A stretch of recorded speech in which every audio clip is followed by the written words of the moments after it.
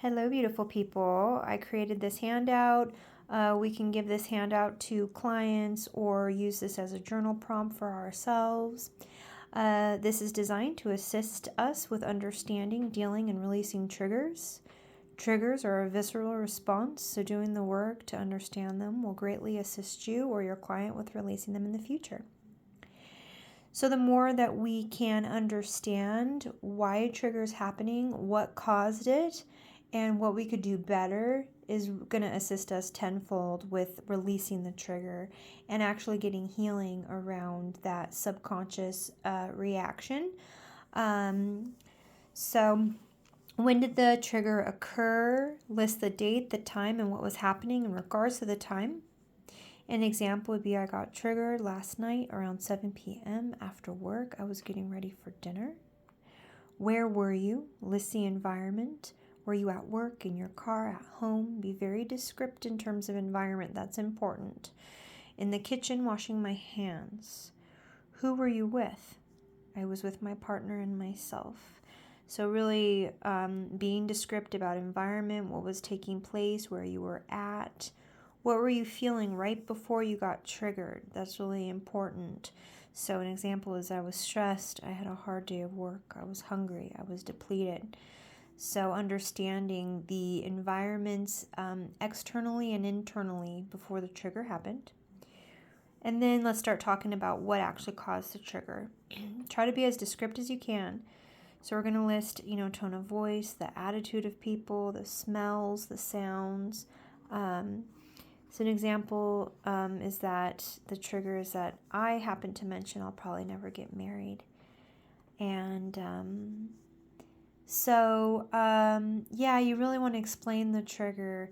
It could be even just I walked through the door and I had this feeling, or my partner said a certain something, and so list what it was. Your partner shifted their body language with the phone or whatever it is.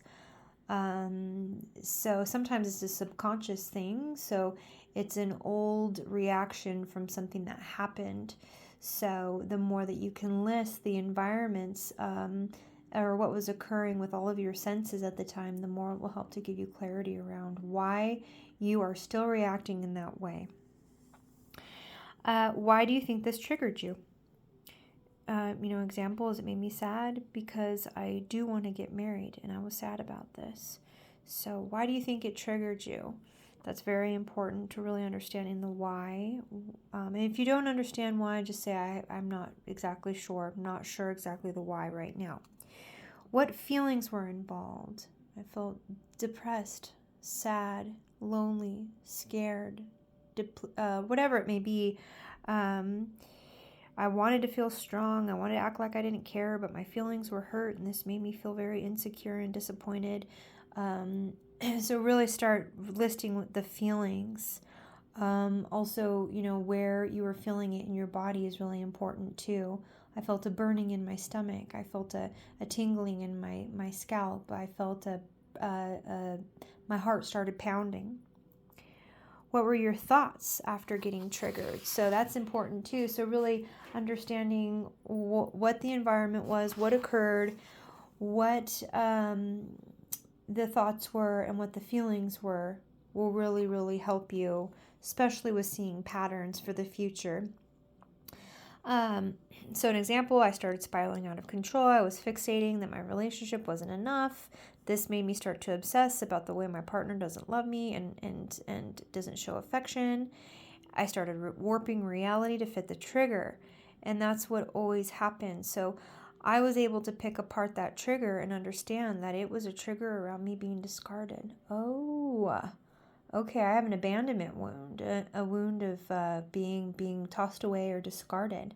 And my own words are what triggered me about not getting married. When in fact I want someone to want to marry me. And I think this is a common one. And so what happened in the past that made this a hard topic for you? So understanding, oh yeah, I'm reacting like this because all my past relationships I was discarded. Or whatever it may be, really understanding what happened in the past that's making you have this reaction now? Is your reaction from what occurred appropriate to what's happening in your life now? So then you can look at the way you responded or reacted to the trigger. And it's like, usually triggers is way, it's much more exacerbated, the reaction. So, and then we look, what's a better way? Oh, I could have just smiled and kissed my partner and had a lovely dinner. But instead, there was a whole 2 days of weird energy and obsessive thoughts and bad feelings and emotions. So, what's a better way I could have responded? Oh yes, I could have not looked at the phone. I could have smiled and gave him a hug and dealt with this trigger on my own. I could have just been kind to my boss and then went to the bathroom and took a breather and not had that outburst there. How can we be better prepared for when something happens like this again? Okay, so now that you understand that you get triggered around this, okay, so whenever I get a feeling or a sense or something happens where I feel like I'm getting discarded and tossed aside, that's really upsetting to me.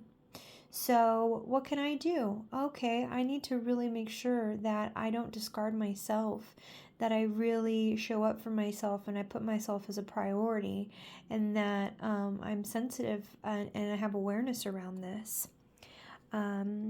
And what can we affirm to heal this in our lives? That we are beautiful. What can you affirm to, whether it's trust or whether it's belonging, whether it's about being good enough. All of our core wounds, it's usually what it's all about, or trauma. So so this is a worksheet that I created. I'll go ahead and leave the this worksheet for people in the link below or in the description below if you guys would like to use this. I found it very helpful.